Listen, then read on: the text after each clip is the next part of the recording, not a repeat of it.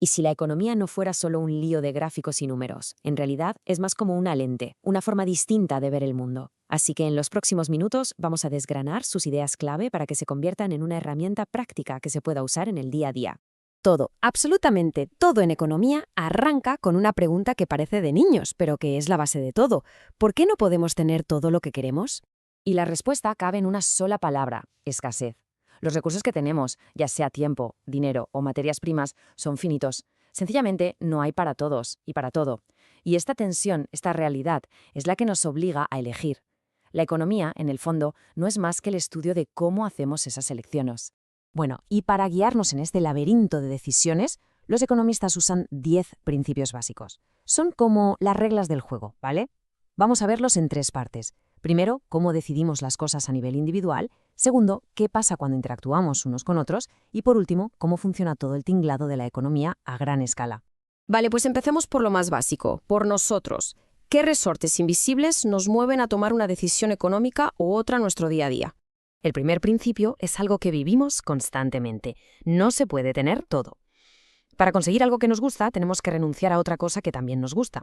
Es como una familia que tiene que decidir entre comprar un coche nuevo o irse de vacaciones. O un estudiante que duda entre dedicar la próxima hora a estudiar economía o a repasar psicología. La vida, en esencia, es una cadena de decisiones y renuncias.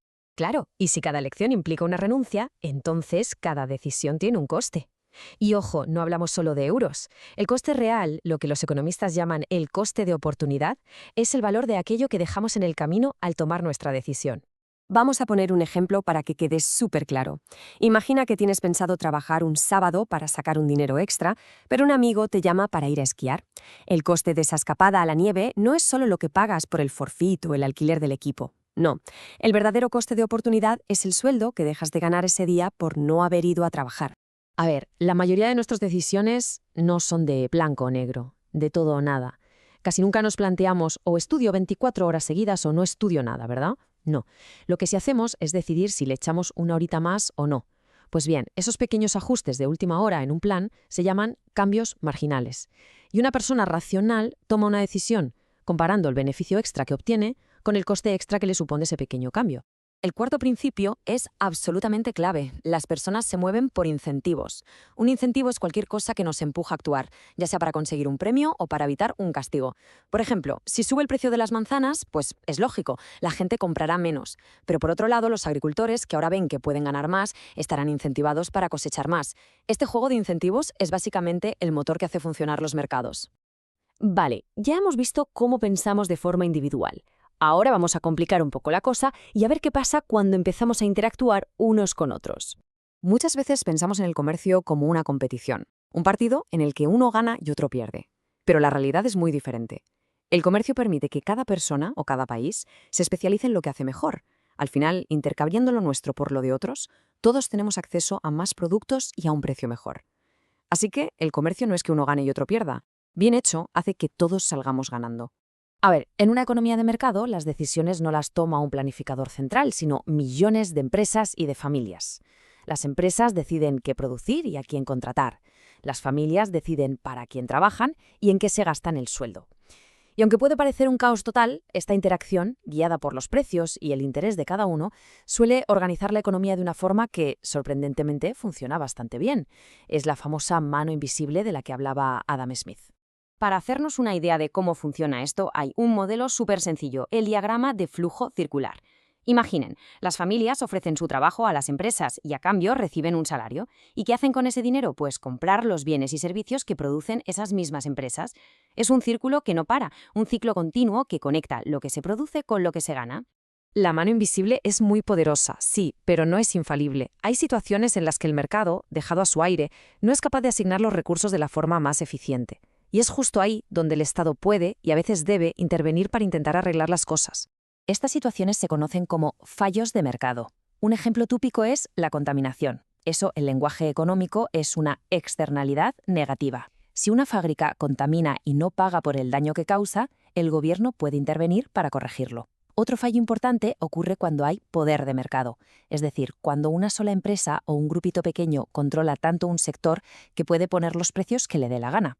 Bueno, y para terminar, Vamos a alejarnos un poco. Vamos a poner el zoom hacia afuera para ver el panorama completo, para entender las grandes fuerzas que mueven y dan forma a toda la economía. Es bastante increíble, pero las diferencias brutales de nivel de vida que vemos entre unos países y otros se deben casi en su totalidad a una sola cosa: la productividad, o sea, la cantidad de bienes y servicios que se pueden producir por cada hora de trabajo. Cuanto más productivo es un país, más alto es su nivel de vida. No hay más misterio. ¿Y qué provoca la inflación? Esa subida de precios generalizada que tanto nos preocupa. Pues mira, en el 99% de los casos de inflación alta y persistente, el culpable es el mismo: que el gobierno ha impreso demasiado dinero. Cuando hay mucho dinero en circulación, su valor simplemente cae. Y llegamos al último principio, que es, probablemente, el que más debate genera. Resulta que a corto plazo parece que hay que elegir. Las políticas que consiguen bajar la inflación suelen provocar, temporalmente, una subida del paro, y al revés. Esta tensión es fundamental para entender por qué la economía tiene rachas buenas y malas, los famosos ciclos económicos. Vale, hemos visto los 10 principios uno por uno, pero ¿cómo encaja todo esto? ¿Cómo nos ayuda a tener una visión de conjunto, una imagen completa? Pues mirad, para atar varios de estos cabos, los economistas usan un gráfico muy visual y muy potente: la frontera de posibilidades de producción. Esta curva básicamente nos enseña todas las combinaciones posibles de dos bienes, por ejemplo, coches y ordenadores, que una economía puede fabricar con la tecnología y los recursos que tiene en un momento dado. Cualquier punto que esté justo en la curva, como A o B, significa que la economía está a tope, usando todo lo que tiene de forma eficiente. Si estamos en un punto por dentro, como el D, algo va mal, somos ineficientes, se podría producir más. Y un punto por fuera, como el C, pues es sencillamente inalcanzable con lo que tenemos ahora mismo. Fijaos, en un solo gráfico tenemos la escasez, la eficiencia, las disyuntivas, el coste de oportunidad, casi nada. Así que, al final, estos 10 principios y los modelos que los explican no son solo teoría para un examen, son de verdad una caja de herramientas, una nueva lente para analizarlo todo, desde una decisión tan personal como estudiar una hora más, hasta las grandes políticas económicas que marcan el futuro de un país. Y ahora, para cerrar, lanzo una pregunta que obliga a usar todo lo que hemos visto. Al pensar sobre si la sociedad debe garantizar la mejor sanidad posible para todos, ya no podemos hacerlo sin más. Ahora tenemos que pensar en las disyuntivas, en los costes de oportunidad, en la eficiencia, en los incentivos. Pensar como un economista quizá no nos da la respuesta definitiva, pero, y esto es lo más importante, nos obliga a hacer las preguntas adecuadas.